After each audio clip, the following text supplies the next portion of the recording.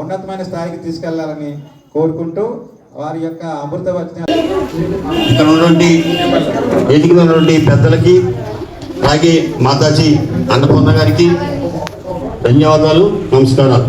ఈ సమ్మేళనానికి ఇచ్చేసినటువంటి మీ అందరికి కూడా హృదయపూర్వకమైన ధన్యవాదాలు, స్వాగతం. ఈరోజు రఘు గారు, మూర్తి గారు చెప్పిన మాటల్లో ఎంతో లోతు ఉందో అందరూ అర్థం చేసుకున్నారా? చాలా చాలా బాగా చేశారు. అవి మనం ఈ చెవినాలకి చెవిని వదిలేయకూడదు. రామనామస్మరణ చేసుకుంటూ ఆర్ఎస్ఎస్ యొక్క ఉద్దేశాలు, ఆశయాల్ని మనం పరిశీలన చేసుకుంటూ ఈ కార్యక్రమంలో మనకి చెప్పిన వాళ్ళు ఎవరైతే ఉన్నారో వాళ్ళు చెప్పిన విషయాల్ని ఆచరణలో పెట్టడం కావాలి. 4 లక్షల జీవరాశుల్లోకి కూడా మానవ జన్మ ఉన్నతమైన జన్మ.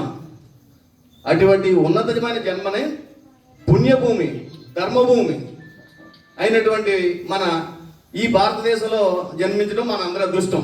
శ్రీకృష్ణుడు పుట్టిన 5,000 సంవత్సరాల క్రితం కరెక్ట్.